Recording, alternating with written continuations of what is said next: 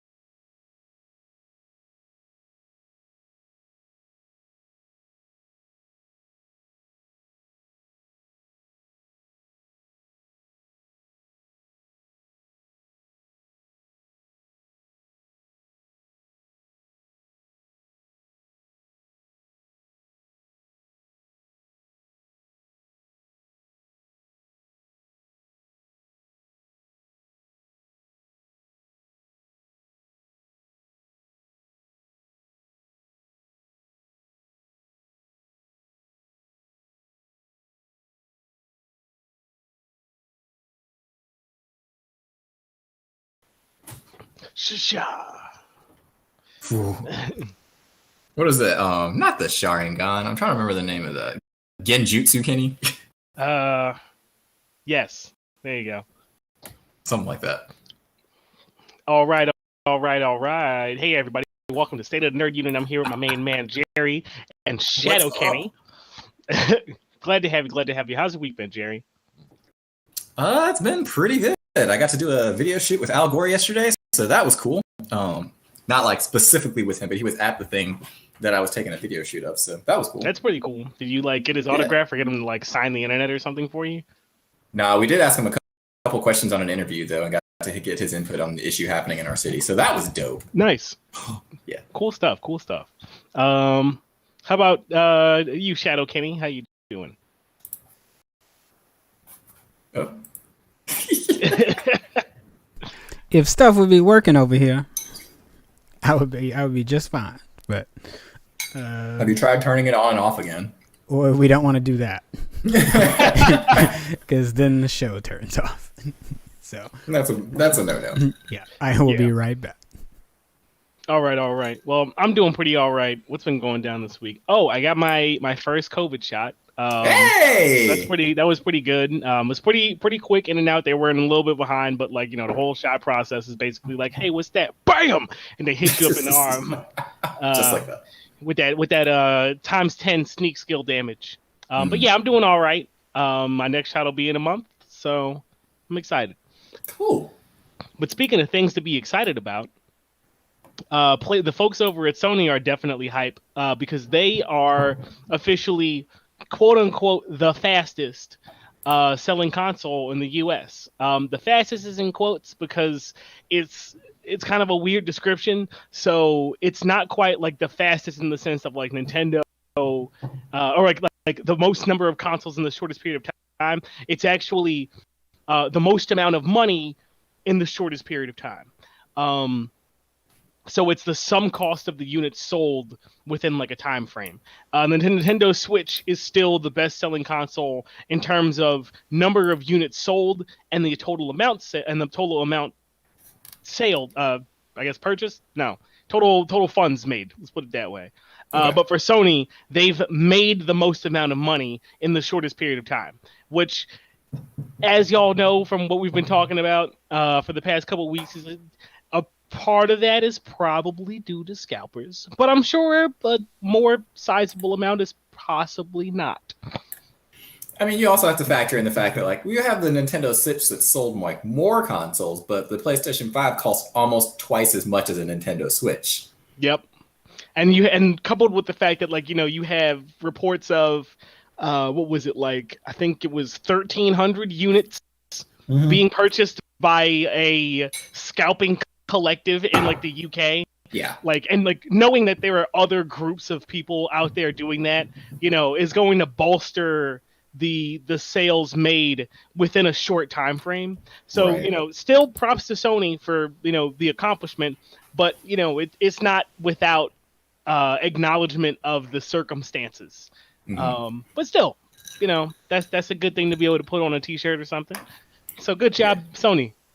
You know what's interesting to me about this, though? I haven't really heard anything about Xbox Series whatever, choose your letter, sales. Yeah. I haven't really heard anything about that, and I don't think it's because it's a bad console. Choose your letter. But we'll clip that. Why is that? I don't know. Maybe they're simply not making those numbers public. There's probably some shareholder razzmatazz that they're involved with. Also, I think they are aware that this is the time that they need to pop off, and they're not. I don't think they're ready to pop off right now. But with the acquisitions they've made, I think it was, what did they buy? They bought Bethesda for what was it? Somewhere in the neighborhood of $4 billion or something like that, or something bonkers. Just jump change for Microsoft. Yeah, it was like corner store money for Microsoft. So it's they've been acquiring more studios and other kinds of stuff. So they're trying to build up their libraries so they can come into this round of gaming era with some hot content. They're not there yet. I don't think so. but I think they're ramping up to it. So like they're probably not, whatever their sales numbers are, it's probably like nothing to write home about. So they're just like, don't even tell nobody. Like, we doing all right. We not popping off, but we ain't bad. So ain't no reason to make a press conference about it or whatever. Yeah. Speaking of Microsoft, I'm actually going to transition to one of our later points here. Fire away. For those of y'all who are Microsoft subscribers or something, woo, child. Kennedy, stop eating your mic. What are you doing? That's not a food. You're not supposed to eat that. Go ahead. All right. So for those of y'all who are Microsoft players of some sort and variety, whether it be PC, Xbox Series X, Xbox Series X, or just the older gen Xbox, you'll be able to play the game Outriders for free if you're a Game Pass subscriber. So if you have pre-ordered the game Outriders by Square Enix, go ahead and just like cancel that pre-order if you're a Game Pass subscriber, because you're just gonna have access to it. It'll be on launch day too, as well. So you don't have to wait any time for that. You just go ahead and download it, jump in, and if you haven't had a chance to check out that demo, go ahead and press that or go online, download that demo for free. I'm actually going to be streaming some of that later tonight, I think, assuming that we don't need to stream for anything else. But I recently downloaded it, and I'm going to jump into that today. But for those of y'all who don't know, it's kind of like a Destiny-esque style shooter where you pick a class and you get various gear and do various shooting things and plot and whatnot. As vague as possible. I haven't had a chance to play it. I'll talk more about it later. But we wanted to let y'all know that that's going to be on Game Pass. Right on. Yeah.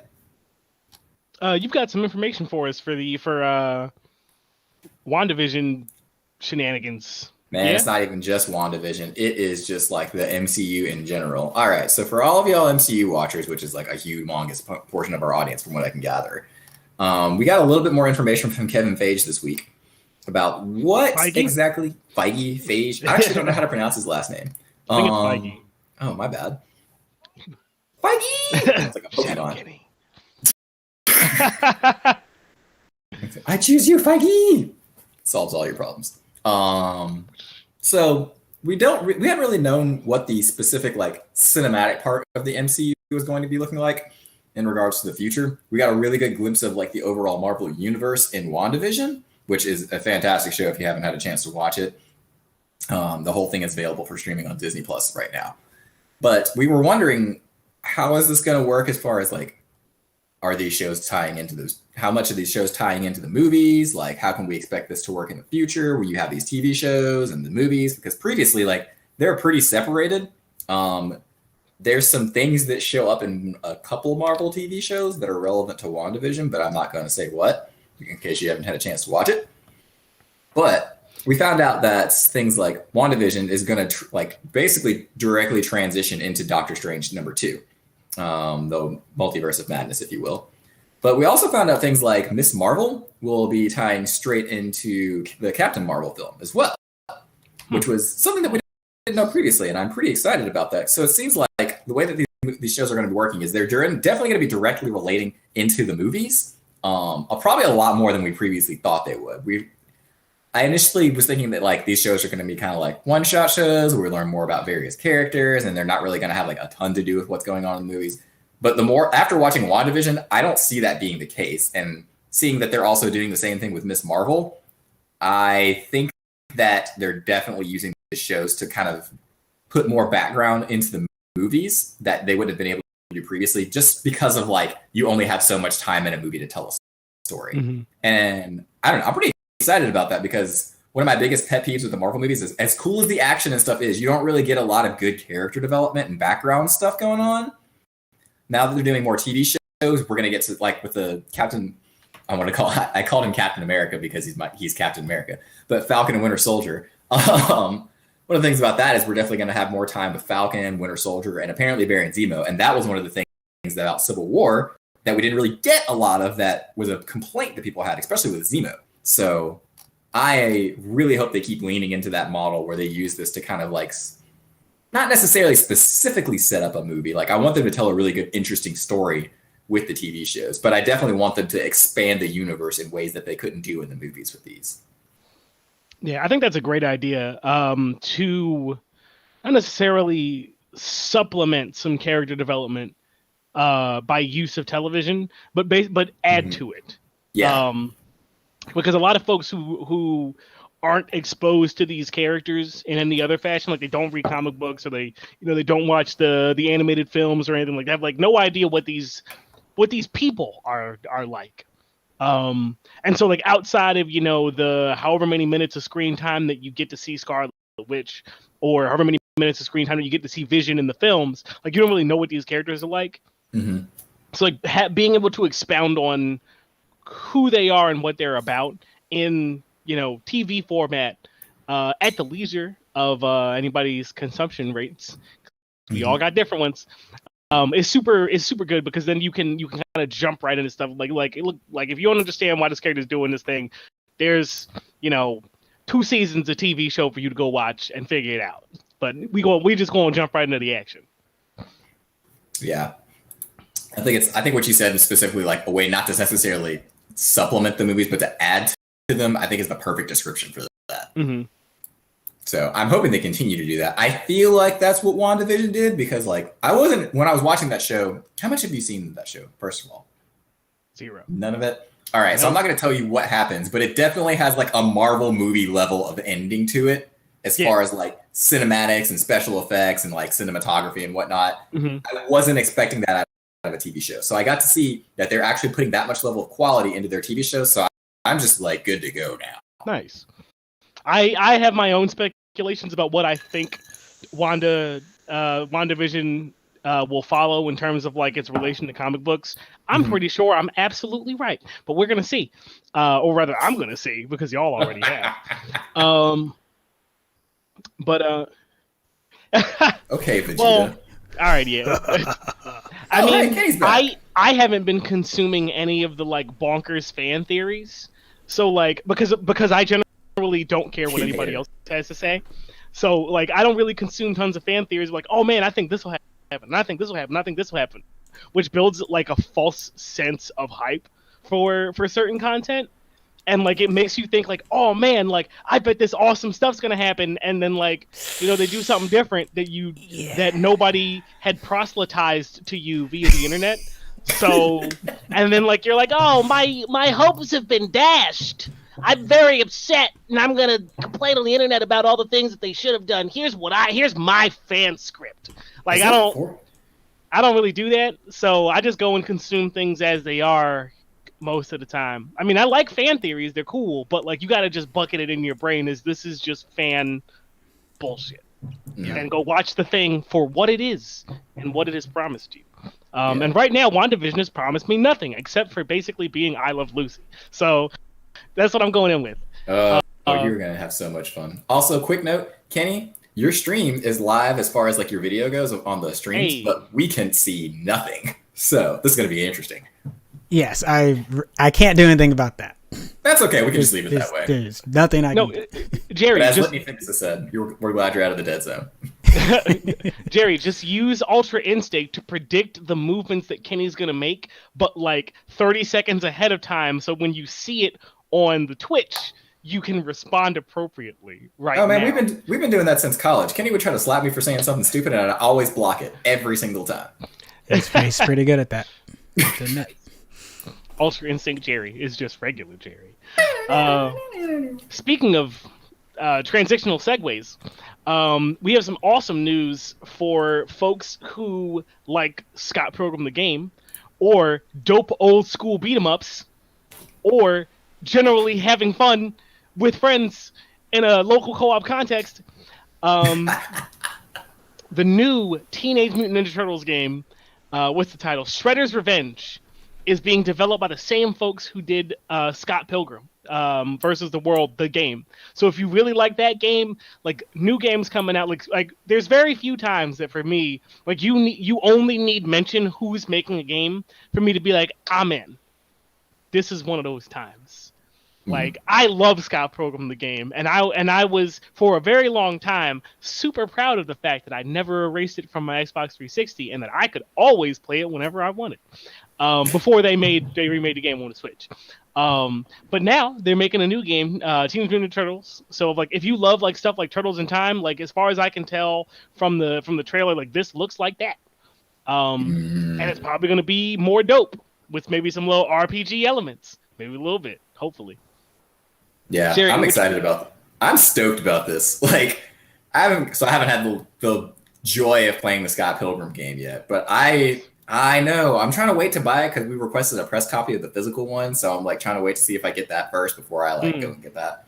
Yeah, I'm waiting on my physical one as well. I can buy it online on Switch and play it right now, but I'm just waiting for my physical copy to come in. Sorry. Yeah, so I'm trying to see what happens with that first. But I'm really excited about this because like I haven't played a good like old school beat 'em up game, and I have so many good memories of playing those at the arcade with my cousins, my friends. Oh man! And I'm just looking on the Twitch chat, and apparently these folks are all like Windy Fitness told us that these are the same guys that made Streets of Rage 4. I was just about to say in before Lindy Fitness recommends Streets of Rage 4, but I was gonna let you finish.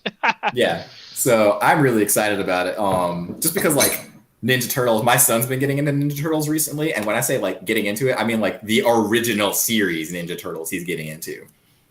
And so I really can't wait to get this game because it's something that's like really simple that I can play with my kid, which honestly is an extra like I almost call it a curb appeal because I've been watching too much HGTV with my wife, but it is like it's an extra set of appeal for me to buy this game. So I'm stoked about it. I want to know if there's gonna be some online stuff because then maybe like we could play together and like do some streaming of it. Yeah, that would be dope. But even if it doesn't, like some local online local co-op beat 'em up stuff sounds great with the turtles. The game looks really solid. The developers are really good at making beat 'em up games. So let's just go for it. Yeah, for me, I struggle to find good like couch co-op multiplayer games that you can play with friends that aren't versus. Yeah.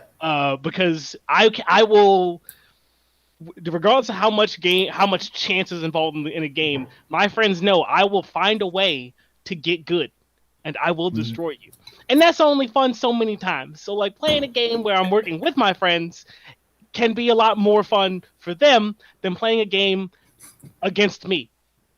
So finding like those kind of games is always tough. So especially having good content to add to that list that's not just Castle Crashers again is always good.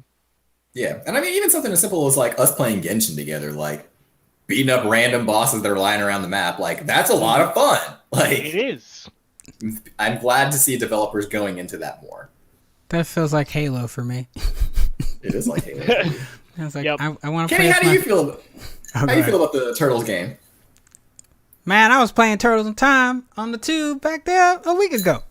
So yes, right on. Anything that makes that easier. There you go. I got you. I'm down for it. What was it? Doug said on Facebook, his body is ready. I agree. I am. Yes. I am yes. Yeah. Lindy Fitness's collection. He said his collection is mostly on Steam is mostly beat 'em ups, and River City Underground is. I've heard really good things about River City Underground, but I haven't had a chance to get into it. Probably because I play too much Smash Brothers. But is there ever too much Smash? Underground. Say what? I've not heard of River City Underground. I'm about to peep it right now. Yeah, go look at that. Kenny, what'd you say? Is there ever too much Smash, Jerry? Let's be honest. Yes. I don't know. But not usually. Yes, but also no. I don't know. I can't like beat Mewtwo King, who's one of the pro players that's in like a lot of Facebook groups I'm in. But I can beat a lot of people. Maybe I could do more Smash. Get good. Get good. Yeah, exactly. Especially with the most recent characters. The new DLC is like I'm probably gonna like at least secondary them. They're so good and so much fun. But speaking of things that are new, Kenny, I'm gonna let you talk about this point because you know a whole lot more about movies than either of the both of us. So tell us what you think about those. Tell us what's a movie. What is a movie? That's a good question that even movie makers don't know. When a piece of film is shown through a projected light and it hits a silver screen. Sounds like witchcraft to me. Burn it. Sorry, you know what though? We need to have. Crack.com did a way back in the day, if y'all remember what that website was. I remember. Rest in peace, Crack. Ye old crack.com. And other people are going to be like, but it's still on. It's like, no, it's not. It's not. But they did a thing of like, if you go too far back and they try to explain what we can do now, there is a point where it's like basic things seem like witchcraft. Yep. So talk Any about sufficiently advanced society seems like magic. So, But here's the question: at what point does witchcraft not seem like witchcraft? Well, I guess the point is like you start understanding it. Dang it, what was the question? I was going to ask you what you thought about the Justice League stills that came out. Man, I don't care about no Justice League stills, man. I don't care about these trailers. I don't care about. Look, I'm gonna call out Zach Nips, one of our alumni. We're gonna clip this as Kenny's hot takes on movies. You can send it to him. Am I excited because it's more DC stuff? Yes. So let's be That's where my excitement is that I get to be back in the DC universe. But that's where it ends. I don't know what's gonna happen. And as a reviewer, I also can't read reviews because I try to like keep my review clear so I'm like having to like la the early stuff that's coming out. Mm-hmm. It seems like all of this should be a train wreck. So stills, I don't care. I don't care. I will wake up Friday morning, pour me a bowl of not Fruity Pebbles. What I got? Frosted Flakes. I usually keep Lucky Charms. Generic Lucky Charms, generic Captain Crunch. Fortune Charms, that's right. I gotta keep a bag, not the box. A bag. Save some money. Family size bag of Fortune. I'm gonna pour that into a bowl to get me through hour 1, and then I don't know what I'm gonna do through hours 2, 3, and 4. We shall see. There's always beer. That early? I'm just kidding. That would stop. Yeah, just at some point stop pouring milk and just start pouring beer. Just pour a milk stout in there. Oh man. All right, so that's Kenny's hot take on the new Justice League still. We would post some pictures of those, but our video stuff's acting up today, so that's not going to happen. But you can definitely just go online and Google Justice League stills for Zack Snyder's Justice League specifically, and you'll be able to find some of those. But it's got some stuff of Darkseid, the various members of the Justice League. I don't really. Darkseid looks weird. He does. He's got. I'm glad you said it because I think that too. But I know a lot of people were like, "Oh my gosh, it's gonna be so cool." It's not that he's got a freaking U shape on his chest, and I know what you're thinking. It's like, well, he's like a mega. He usually have the mega symbol, or like, no. It's like it's protruding out of his chest in a weird way. It's like, and it's already kind of fleshy looking. Like it just no. Ultraman? Question mark. Not Ultra Instinct. I'm imagining alternate universe Superman, Ultraman. Oh. For the folks who know. They actually did an origin story for him recently, and it's terrifying. It sounds like it slaps. I'm gonna look into that. So I can there's a comic. There's a comic that's out right now that's called Crime Syndicate #1, and in that they do like the Clark Kent origin story for Ultraman, but like. No wait, don't tell me. I want to look at it. I want to read it. Just go look at it because the origin story it takes a dark turn immediately. Good. I don't care a whole lot about Superman comic books, but I love alternate universe Superman, like everything. Like Superman Red Sun. I love Ultraman. Injustice. Like, Injustice is so good. Let's go on to something else because I can talk about Injustice for an hour and a half. Note for the viewers: if you haven't had a chance to play Injustice, it's on Game Pass, and you need to play it. It is my favorite DC story. It's so good. Even if you don't want to play it, you can go on YouTube and watch the Injustice movie online. And it's all the cutscenes back to back. I do the same thing every time a new Mortal Kombat game comes out. Good. It's a lot of fun. Also, just read it. Like, it's fantastic. It's great. All right, we're going to get off this before we get into too much stuff. We're going to jump straight into Star Trek because that's so far away from this. I don't know. Superman's in space. Sometimes. Do I need to send you to Krypton? All right, anyways. Well, I got out of the dead zone. Thank you, Lindy Fitness. I now remembered your Garlic Jr. Reference. Good job there. But he says I eat flaked corn. What? There you go. Because of the cereal. It's the cereal meme. But that's the makers of Fortunate Charms. Yeah. Flaked corn? Yeah. I guess. Exactly. Yeah. It's off-brand cornflakes. It's by the makers of Circular Citrus. But something about flaked corn makes me not want to eat it, as opposed to corn flakes. But they should be the same thing. But it doesn't even sound like cereal. It sounds like I'm getting flakes of corn on a cob in a bowl. Like, ugh. Going back Alright, to the but a everybody bunch of- hates Chris joke. It's like you go Alright. to the store and they don't even have labels on their off-brand cereal. It's just a white box of black text cereal. It's like, what is this? Is it flakes? Is it oats? It's like, it don't matter. It's $2. Put it in the cart. Look at it this way. It's like when you talk about corn nuggets. Unless you are from a society that, or know people from societies that do corn nuggets, you're going to be like, corn nuggets? Why would you? What? You ain't gonna catch me eating no corn nuggets. Ain't gonna. What is wrong with you? Did you? What? Yeah, must be. Corn nuggets are delicious. I ain't eating But no corn speaking nuggets. of corn nuggets, Speaking of corn nuggets, we got some news about Star Trek. bam, nailed it. So, Star Trek Strange New Worlds has 5 new actors that are announced for its upcoming, or for the series. We already knew about Pike and number 2 and Spock being in it. The new actors, I don't know anything about these new actors, so I'm going to let Kenny talk about them because I don't keep up with people. But You gonna let me talk about? yeah. They all come from a variety of different CW shows. Or Little Jagged Pill. Hold on. Let me get. So we talked about this a little bit on Red Shirt Rejects last week. The internet kind of lost their mind a little bit because of the diversity of the castings, and I don't know. Black people and not white people. Well, it's weird because the 3 leads are all white, so I think you're okay.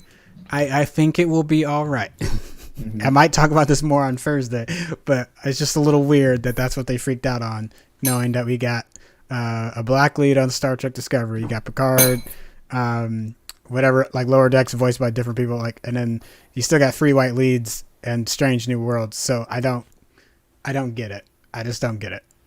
Yeah, like, I feel like the representation's good. Like, and I don't know which way the anger was going, but, like, I don't really care about the fact that there's 3 white leads on Strange New Worlds because there's diversity going on everywhere else. So, like, okay, like...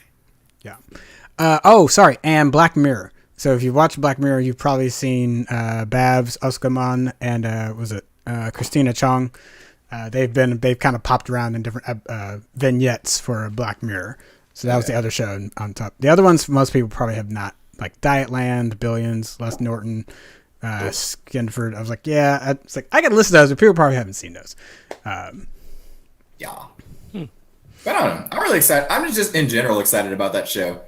And if you don't know why we'd be excited about that show, you need to just, I don't want to tell you to just jump straight into season 2 of Discovery, but you technically could just jump straight into season 2.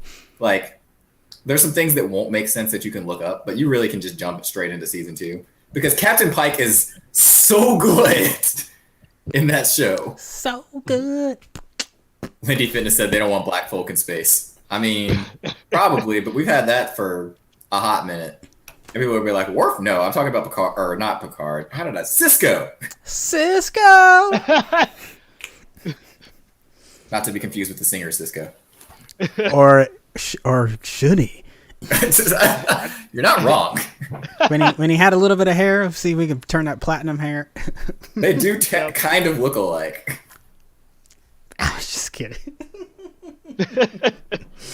Oh man, what's going on?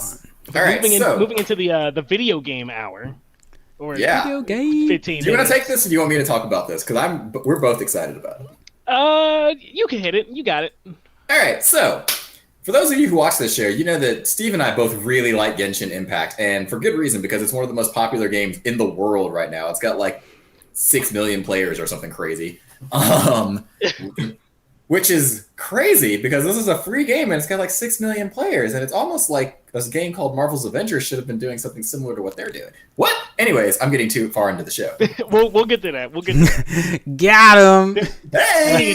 Haven't even got him to yet, jump on but Marvel. got him. All right, so for those of y'all who've been playing, or maybe you put the game down for a little while, there's a new update coming out this Wednesday, and the updates in this game are a big deal normally. Like, there's a ton of content that comes out every time they update.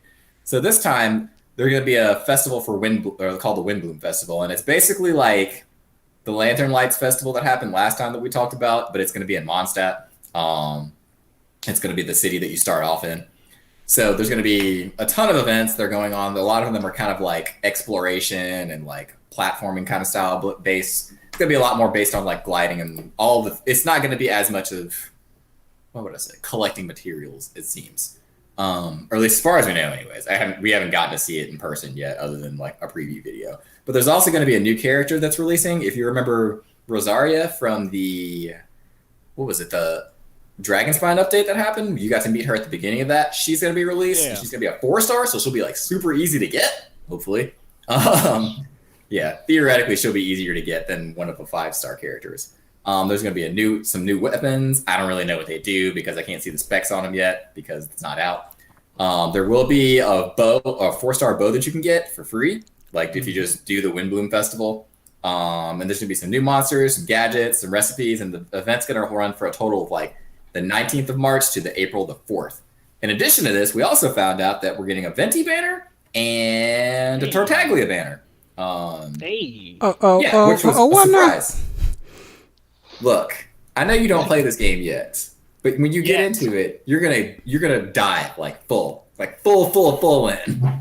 I'm not trying to be disrespectful to her. You did some hibbity hobbity. I'm like, what did he just say? All right, basically you're gonna be able to play as a couple of characters that you meet in the storyline. Mm-hmm. You can do banners where you pull for those characters. But the interesting part about this is these are 2 5-star characters that were released previously, and they're getting reruns right now, and we haven't really seen that. So I don't really know what this means for the future of Genshin. If this is gonna be kind of like a normal thing, but we'll see. Yeah, I also don't know if we're gonna get like a secret banner like we did last time, but we'll see what happens. But I'm pretty excited about it. Steve, how do you feel about it? It seems like it'll be pretty good. I'll probably jump back in. Like I mentioned before, like I'm at the end of progression for Genshin. There's still more to do for sure, but it's like very around. It's still it's like a little grindier than I feel like putting in at the time. But I will come back in to pop in to play a lot of these events and grab some characters. The last one I was real hyped for because like everything lined up for me to get a C6 Xiangling. So I was like, of course I'm gonna be in this event. So I like bulldozed through all of the stuff with like the last like 4 days of the event to get all that stuff. So I'm excited for this one. Always looking to grab like new characters and stuff like that and try out new team combinations and see how I can make stuff work. So I'm excited for this one. It'll be a good time. Cool. Doug said that he tried playing Genshin. It reminded him he needed to finish Breath of the Wild. Yes. Yeah. You should. Yeah. But also Genshin, it is a Breath of the Wild clone, but it's also not. It's like it does everything right that Breath of the Wild does, but then it does its own things right as far as like the plot, the characters being really interesting. Like, there's not a single character that I've met in that game that I think is boring. Maybe Amber. All right, Amber's boring. I'll give you that. But everything else I'm pretty interested in. I feel like everybody's biased against Amber because like there's like a tier list of characters of like, oh, these are like S tier characters, like A tier characters, B tier, C tier characters. There's like a whole separate tier just for Amber. Like, I mean, yeah, but also like her whole character is boring. Like, there's nothing going on with her. It's she doesn't have a lot. She's not a mysterious character. She's there to like help you learn the game. Neither is Chi-Chi, but she's interesting. Yeah. I mean, as interesting as when you learn that she's like an actual zombie, like that's already written in to be interesting. There's that. That's not a spoiler. The moment you meet her, you know she's a zombie. Like or like the fact that like Diluc is Batman. Like Diluc is Batman. He's literally Batman for the town. Okay. Yeah, but with fire. Like it's awesome. And that's the kind of stuff that you don't get out of Breath of the Wild. Like there's a ton of really cool, interesting characters, and like the plot of the game is really solid, and which is shocking for such a free to play game like this. Mm-hmm. And the music slaps. The soundtrack's fantastic. Yeah, it's got all these like, man. There's so many good things about this game. Like if you haven't had a chance to play this game, go download it. It's free. Kenny. Yep, but speaking of good things, I was going to talk about this comment real quick. He said Breath of the Wild with waifus. I mean, got him. I mean, you're not wrong, but there's like all of them are interesting characters, so they actually have like things beyond the fact that they're a waifu. Waifu. I guess. I don't know. I don't really think of them like that because I'm actually like I care about these characters. Yeah, they're all really cool. That's one thing I will add is that I appreciate that they made the characters adorable because it's like in the style of anime, but they're not like hypersexualized the way that a lot of like female and male characters can be in like Japanese IPs. That's I mean, Lisa really is, but I mean, yeah, but like she's not like super duper provocative. It's just like, you know, if you're an adult, you're like, I see what's going on here. But if you're a kid, that's you're just true. like, ha, it's so funny. Like she shoots lightning. Yeah, that's pretty much it. But they do a really good job about that. That's one thing I appreciate. I wouldn't be grotesquely embarrassed to be seen playing Genshin Impact as I would with like Soul Calibur in public, for example. Yeah, my wife was walked in on me playing Genshin, and she didn't even care. She's just like, whatever. But she does not like Paimon. Which, yeah, Paimon is, you either love Paimon or you hate Paimon. There's no middle ground. She's emergency food. Always take that conversational option. Yeah. But Okay. Speaking of emergency food, Soul Calibur or Dead or Alive? Dead or Alive is worse. It's for in worse. terms of what? Oh, Dead or Alive. Okay. Yeah. Dead or Alive is worse about it's in like, terms of characters. At least being Soul, embarrassed to be seen playing it in public. Yes, Yeah. Dead or Alive. because at least Soul Calibur is like, depending on the characters that show up on screen, you might get away with it for about 2 seconds. But Dead or Alive, it's like, oh, you picked that? You picked to play that game? See, this is not an argument because Dead or Alive literally made an entire game to just sexualize their female characters. No, I'm not disagreeing. Like Sasami from Tenchi Muyo or Wendy from Fairy Tail. Yeah, Tenchi Muyo is obnoxious because it sexualizes all these characters, but then there's this really dope plot happening at the same time, and I feel so weird trying to watch it. I like haven't gone back to rewatch Tenchi Muyo. Like it's like a show that I recognize. Like, oh yeah, that was a show I enjoyed as a kid. I don't remember like anything about it. I remember what the plot was, but it was better than Inuyasha, and it wasn't Dragon Ball Z. And like that's where it lives in my brain. I don't remember much about the show, but I remember enjoying it. Yeah. And I wanted to stay that way. But you wanted to transition to one of our other points, right? Something smallest N64 ever? Question mark. Yeah. Jerry, you want to talk about that?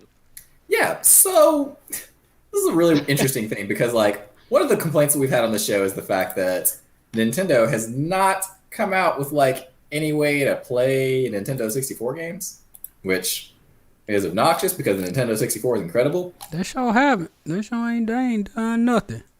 Yeah. Mm-hmm. So someone came up with, basically, like, on a forum, they put a bunch of technology together and they built a mini Nintendo 64. Oh, neat. Yeah. I'm going to link this into the comments section for folks real quick. Yeah, it is pretty neat.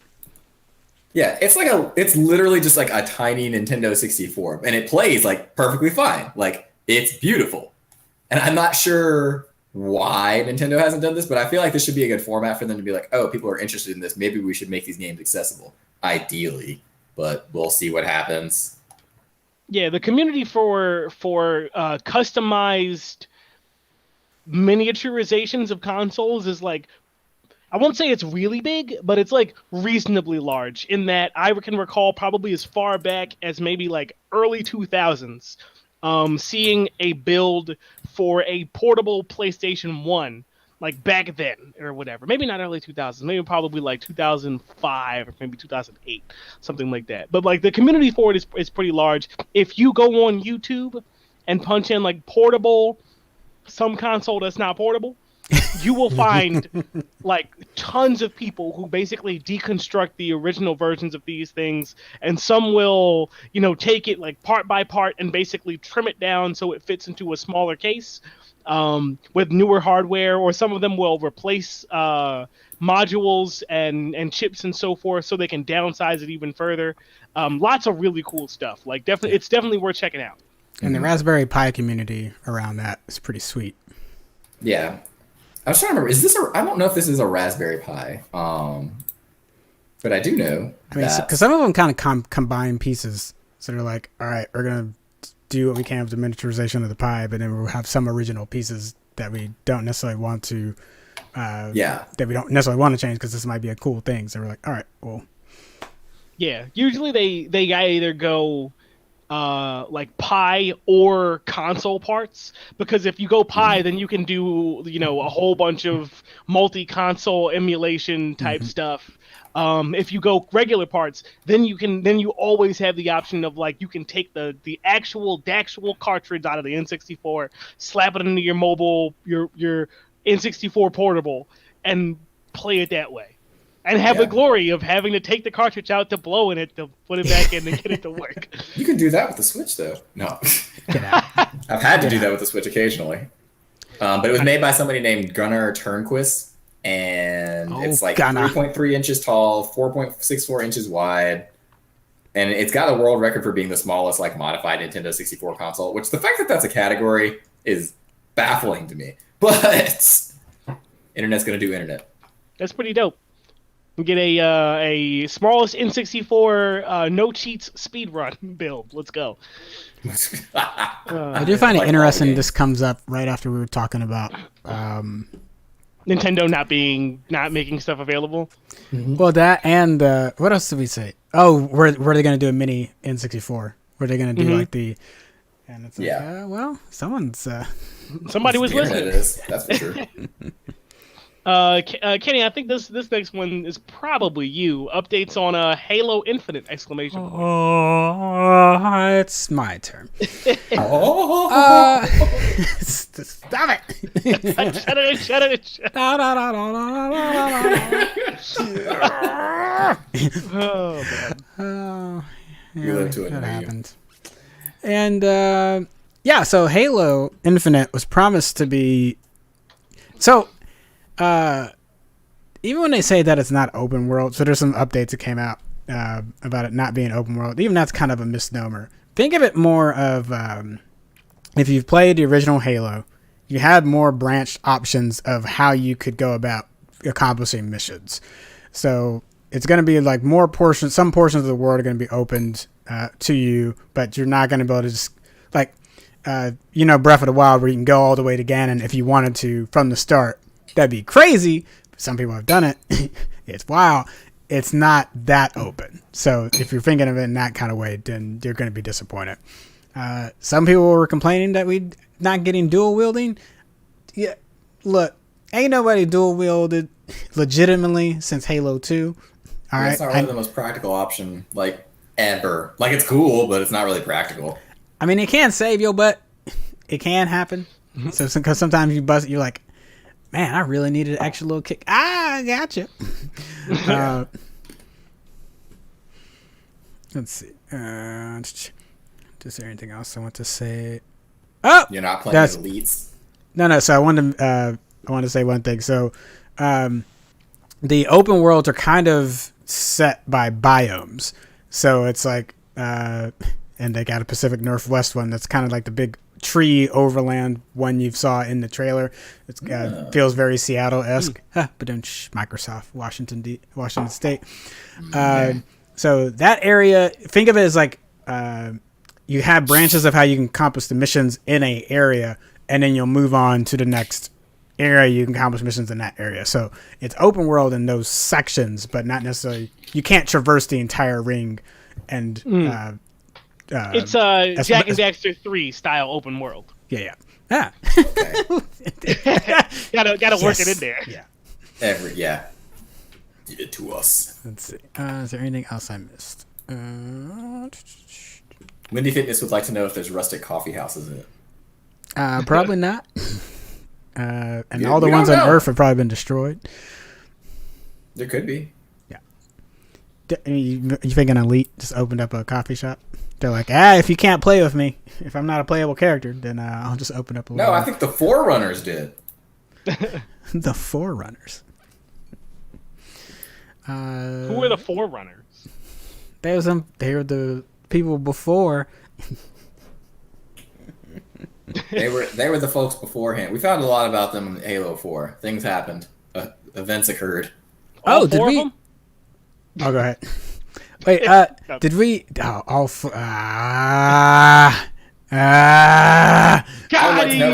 would like to note for the record, I did not make that dad joke. I think that's what threw me off. Jared, did we talk about so apparently the story from Halo 5 is not dead.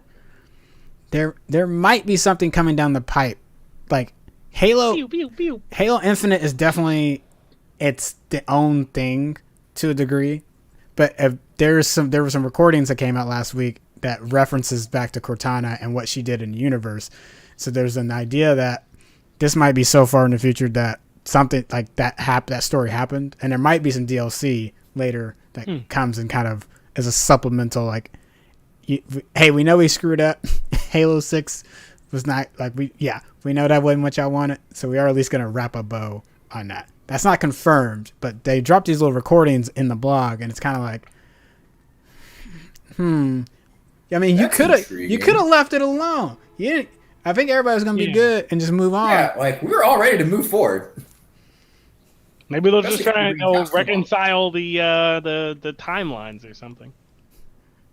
I think there's only one timeline. Man, we can't have multiple timelines in Halo.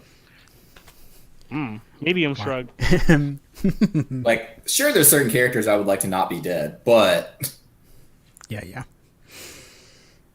Ooh, man. Yeah, that one. But speaking of characters who were dead, Marvel's Avengers.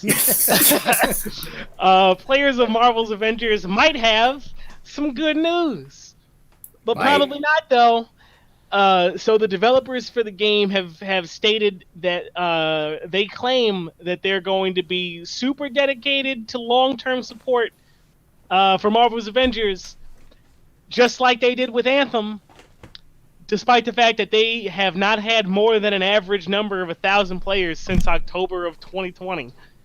They did have a slight bump in their numbers. I can't pull up all 50 of them, Lindy Fitness, all 50 players. They did have a slight bump in their numbers after they mentioned they're releasing, who was it, Hawkeye and is it Scarlet Witch is the other hero that they're releasing? Wait, what? Remember. Or was it Yeah. It's Scarlet Witch and Hawkeye. Hawkeye was coming out first, and then I think it's Scarlet Witch. Yeah, I didn't know that. Now I'm way more interested. They had a little. Well, don't be. They had a little bit more of a bump in their numbers after that release. But like, still, they're having like, they're far off from being able to crack an average number of 1,000 people playing the game every month. Like, I think since I have the Steam charts up. Hold up, let me hop back into that. Since the game came out, like they started at like a strong, like 7,500 players in September. That dropped like 80% in like a single month, and like since then they dropped below 1,000 and have never gotten close to breaking it. So Anthem had like a very similar release. I won't say style, but performance. Of it came out, people were extra hyped for it. They came out, they played it, they were like, "This is garbage." The user base dropped off. They made a roadmap. They couldn't keep to it. They made some other promises and blah blah blah. And eventually, they're like, "All right, we're just not going to support Anthem anymore. We're going to focus on other stuff." So the developers who are working on Marvel's Avengers claim that they're. I think the wording was are dedicated for years to come. I don't know how dedicated you going to be when you only got 50 people playing your game. So if you're on the fence about buying Marvel's Avengers, like if you can convince literally every person that you know to play this game, then I would say go for it. But if not, if it's still sitting in your wish list, don't even bother. Don't even bother. Yeah, and I'm like trying to think about like what they could do to fix it, but it's kind of got to be like make the game good. Okay, but what does that mean? Just make it Marvel Ultimate Alliance, but online. Yeah, basically. Man. Like how hard is that? Come on, how hard is it to clone a game? Aspect for aspect with basically the same character. Look, people, I know this is cell shaded, right? But that game is solid. It's solid, and it just dropped characters left and right. I mean, they're just like, do you want to play as every Iron Man possible? Like, what? Here you go. It's like, that's more seats than I need. Do you want all the Spider-Man? You want Luke Cage? Do you want all the Defenders? I was like, I hadn't even got through Daredevil yet. And here's Luke Cage and Iron Fist and Jessica. Like, oh, God. Hey, slow down. Right? Yeah. Sorry, go ahead, Jerry. I was going to think, I was like, if only we had another example of a game that keeping players throughout having multiple updates and such that's doing really well right now. Wait. But I've never heard of such a game, Jerry. Those don't exist. People don't like good quality content and regular, meaningful communication. You're right. Now people might say, well, maybe, but I think you're talking about Genshin, but that's an RPG game. There's not any other game on the market that's gotten completely tanked but managed to resurrect itself and kept updates going to keep things alive. Definitely not anything like Destiny. Definitely not anything like No Man's Sky. I was gonna say No Man's is because Destiny never tanked. It just Right. Oh, Lindy Fitness said Raid Shadow Legends. yeah. Raid Shadow Legend. No, he man. didn't. No, he didn't. That was a good one. That was if Raid Shadow Legends was to sponsor us, that's the perfect kind of segue. We should just email them and see if we can get them to sponsor us. They sponsor everybody. And then that's when we would have lost the sponsorship. Oh man. And like, as quickly as we got it. They're Oh like, man. You gonna clown us on live? I'm like, it was funny though. They're cool with it though. Like they're fine with being made fun of about them sponsoring everybody under the sun. I've seen it. I'm gonna email them later and see if they'll sponsor us. He's like, hey, Oh, man. how about you give us some money and we say the words Raid Shadow Legends a couple times, and maybe we don't laugh every time we say the title. Mm-hmm. You're right. Oh man. Yeah, Destiny 1 it definitely had an install base problem, but it was not Avengers bad. Because there were people always playing Destiny. It was just more of like when you got to that level 20, gosh, what was it? What was the problem? The gear. Yeah, it was a loot problem. Yeah. They kept changing the loot drop mechanics, and they made it harder to get some stuff, and they made it easier but grindier, and it was like, It was hard for them to balance. Yeah. But the overall core gameplay mechanic and the things to do were still like, it was like, okay, I'm having fun here. And then like Taken King, and I can't remember what else. Then when the Crucible really got going, it was awesome. So, and then obviously Destiny 2 came out, and we're like, man, we're going to try to rotate some of those maps in, which they have. They've been rotating some of the pieces from Destiny into it. So I got to give them credit on that. They didn't have Avengers is cratering. Avengers is like, it's in the crater, not cratering. It's in the crater. Now, speaking of craters, people might think, well, Avengers is kind of hard to do that because, like, this is a preset storyline with all these characters and such that already exist. So, like, how would you reset something like that into making a good game? And I'm like, it's almost like there's not another game that exists where they completely, like, destroyed the world and rebuilt it and created a storyline based out of that. Final Fantasy 14. It's almost like comic books have never, ever done anything where there are multiple timelines, or where they just straight up kill everybody and start their stories over, or any of the above. Yeah, like real talk, if there's ever a game that could just pull a reset, it's Marvel's Avengers. Like they have every single tool or everything they need right there. Yeah, fix some whack ass character models too. Yeah. They still look weird. They still look weird. I don't know what it is. I don't know. Like Diet Tony Stark. Diet Tony Stark. Tony Stank. It's like it's like Diet Tony Stank ordered it off of Wish.com. It's not one or the other bad. It's both bad. Great value. Oh man. All right, we can beat Marvel's Avengers into the dust. Probably the only time we'll be able to beat Marvel's Avengers. Hey, but let's power slide over into our next topic. Jerry, you had some thoughts on Disney shareholder conversations. Yeah. So for those of y'all who don't know, when you own stock in a company, you get to participate in what are called shareholder conversations, where companies will talk to their stock. What are you like looking at me like that for? I can't even see your face, and I know you're looking at me. Sorry, I'm actually laughing at Lindy Fitness. Antonio Spark. Antonio Spark. That's good. Sounds like a Static Shock version, like some alternate Virgil. Oh no! It's from the alternate timeline where Richie gets Virgil's powers instead, and Virgil becomes Gear. I would watch that. That'd be interesting. That'd be neat. Okay, but anyways, so But when you own a stock in a company, sometimes you can participate in shareholder calls and you can ask like the CEOs and folks on the call questions and whatnot. So that happened with Disney recently.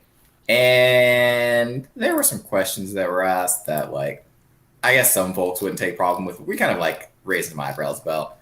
So stuff like people talking about, it's obvious there's a Disney blacklist, and they called out Gina Carano and Pedro Pascal tweeting the same thing and said, this is the way, which the Disney CEO Bob Chapek, I don't know how to pronounce his last name either. I'm so bad at that. Chapek? Okay, yeah. Bob Chapek said, I don't see Disney standing as a left-leaning or a right-leaning company. And then somebody said something about firing Kathleen Kennedy and putting Filoni in charge, which we may have echoed similar sentiments about on this show, but it's not really anything to do with Kathleen Kennedy being just absolutely terrible. It's because Filoni's really cool. But they were talked about the facts that we've been thrilled to have the creative talent, the likes of Kathleen Kennedy, to run Lucasfilm and look forward to her running it for many years to come. And we kind of want to talk for a second about the fact that, like, these companies aren't necessarily... How do I put this? I don't really know how to put this, actually, now that I'm thinking about it more. Well, I'll take it. Okay, go for it. Yoink. We talked about it on Wednesday. Yoink. Yeah, Kay, this is more of something you would talk about on your show anyways, but I think the conversation should happen on both shows. We should bring it up. Like, so Gina Carano versus Pedro Pascal. Pedro Pascal apologized and moved on. Mm-hmm. It's not saying what he originally tweeted. I forgot what it was about, coronavirus or something. Like, can't remember what it was. But apologized and moved on. Gina Carano had been doing this for a while and refused to make any like changes or contrition or anything. So not even in the same ballpark. So I'm not really sure what that showrunner was trying to say. There was a bias, like there definitely can. There probably is a kind of like left leaning Disney bias, but I think they like money. So I think that's really the comment of like, what's gonna lose them money? Yeah, so they're gonna avoid that choice, right? So that's what it is. Mm-hmm. And then you can honestly follow the same track logic with Kathleen Kennedy.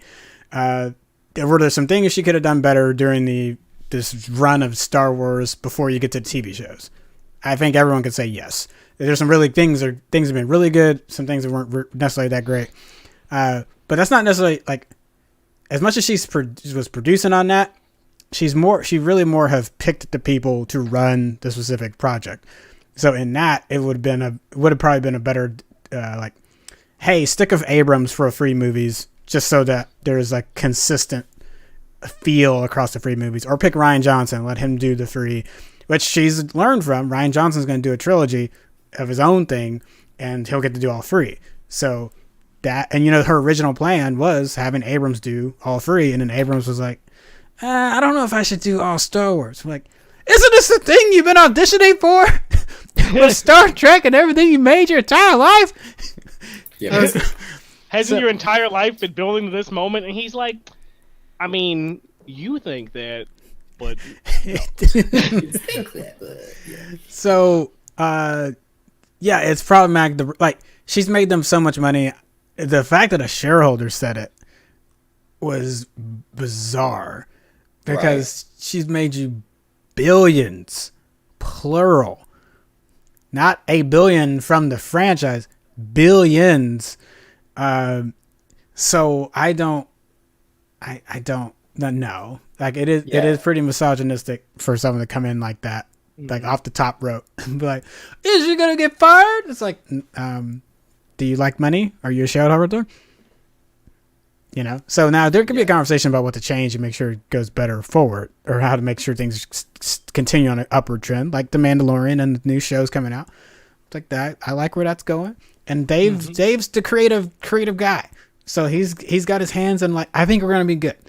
He doesn't need to take over. And y'all forget what Indiana Jones, Back to the Future, like you name a Steven Spielberg project, she's probably been behind making sure that thing got off the ground. E.T., right? So I think people forget, like, I know there's been some missteps recently just with the Star Wars thing, but don't get so blinded by Star Wars that you forget that a lot of the nerd things you've grown up with, like that was her.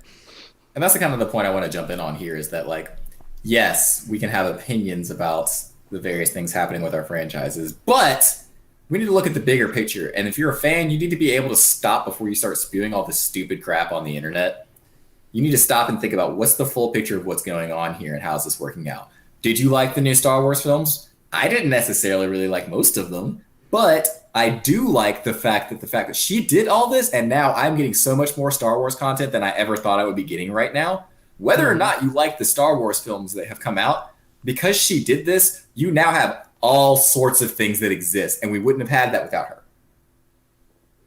Like, you would have just had these small studios writing these novels and like everybody doing their own thing with whatever Star Wars. You wouldn't have had this unified franchise like we have right now. You wouldn't have The Mandalorian. You wouldn't have the Star Wars world at Disney World. You wouldn't be able to look forward to unified, like cohesive canon movies coming out. You wouldn't be able to look forward to video games that are also canon to the Star Wars universe coming out. Like, yes, you can be frustrated with those movies. We are not saying that you should not be frustrated with those movies. We might have opinions about those movies, but you're allowed to have your opinions. And you're allowed to have your opinions about people. But you need to be able to stop, slow down, and look at the bigger picture here before you start spewing all this hatred out. Yeah, stop. You can express an opinion without personalizing it to the individual in a hateful manner. You can be like, oh, right. I think that these were some poor decisions and I think somebody else could do better, versus you did this to Star Wars and I hate you because of it. Yeah. Big difference. Yeah. Especially because, like, you don't actually know this person in real life at all. Like, you don't know anything about them. Yeah. I feel like it's, for folks who engage largely through the internet, it's very... it's a slippery slope because you can get very easily kind of roped into the digital inertia surrounding certain topics. And you can be like, oh, well, like so many other people feel this way. I guess I do too. And you just kind of regurgitate other people's opinions about things, even if you don't completely believe with them or understand them. So just something to throw out there. Yeah. And it's just like, go ahead. Well, no, it's Lenny Fit is saying they're extremely mediocre, and we've had that conversation, so I can definitely. It might be worth a deep dive eventually. I'm not on this show. Given slight provocation, I'm pretty sure all three of us will jump into the rabbit hole of what we didn't like. So I'll simply say I totally agree, but I will not describe how, so that we don't go down that rabbit hole, because we're almost done. Yeah. And the show can go on for another hour and a half. Yeah, we can talk about our opinions about those movies forever. He said, rip the Hollywood studios, but at least it got turned into Star Wars World. And then Twin Sanity Dad, with the new movie releases, it almost makes for a lot of side stuff now for Disney Plus. And like we're getting the Ahsoka Tano a lot of show, good stuff. Bad Batch, Obi-Wan eventually, which a whole slew of stuff that we're getting now because of the new films. And it's like, even if you don't like the new films, you like everything else that's coming out is popping off. So I hope popping off. Oh, Boba Fett! I almost forgot the little Boba Fett. Oh yeah, Boba Fett. I don't know if it's just gonna be like a mini series or like a full on show, but yeah. It's like the most interesting character in Star Wars for like no reason. It's like he did like 3 things, and everybody's like, "This is the greatest person who's ever lived. It's a bounty hunter with a jetpack. That's all you need to know." Yeah. Lindy Fitness says they want new Rogue Squadron stuff. I forgot about that. The Rogue Squadron movie. Yep. Good call. I see. There's so much stuff I can't remember all of it. And that's because she did all this stuff with the franchise. Like, she resurrected this franchise for us. Like, I understand you might not like those movies. Like, really, look at the bigger picture. Like, not just about this, but when you complain about anything on the internet or in general, like, this is a good life skill. Like, this is a good adult life skill. Look at the bigger picture. But Jerry, complaining is fun. I literally just had a conversation with my youth group teenagers about how, like, they need to slow down and look at everything going on. This is funny that this ties in, but I do want to say one thing though. It is okay to have emotions about how something that you've grown up with is treated. If you don't feel like it's been treated well, that visceral reaction that you have to it, it's okay. It's okay to have that. I think to piggyback and like affirm what Jerry's saying though, it's like it's how you. What's your outlet for it? Articulate it, you know. And I have to admit, I've and I've said this before. I was like, I'm probably guilty for things that happened during the prequel trilogy. or afterwards, especially like when we got into college and you're kind of having that, your brain's catching up to what you watched as a kid, and you're like, man, that wasn't good. And then you find a bunch of other people and the internet is blowing up and you're like, oh, I can share with other people my disdain for this, you know? So like you've had the prequels and everyone's like finally ragging on it. So we're all kind of primed to then turn on something else. And then when everyone didn't have the same reaction, it's you know. Yeah. Kenny, I don't know what you're talking about. Episode 2 is the greatest Star Wars film ever made. Sand! I mean, we did get the purple lightsaber out of it, though. Oh, man. We did get the purple lightsaber. We got Robot Chicken Star Wars out of it. We did. True. We did. We got Robot Chicken Star Wars. Boba Fett, more importantly. That's true. Boba's got a lightsaber. Always got two. One red, one blue. What's that make? Purple rain! Shout out to Zach for that. The real life Boba Fett. All right. Yo, Kenny, what's going down in Nerd Union this week? What is going down on Nerd Union this week? Well, on Wednesday, the Commanders... I can't even keep that serious. This is your show. Come on, man. I know, but I was playing. So the Oscar nominations came out today, so we will definitely be talking about that on Wednesday. If you normally would be expecting things on Tuesday nights for the quorum, we are taking a 1 week break. But Winter Soldier comes out this Friday. So go watch Winter Soldier, Falcon and Winter Soldier, next Tuesday on, what is that? On the 23rd, we will be doing a quorum. That will be our conversation topic on that Tuesday. So watch the first episode, come in, and we'll talk about that.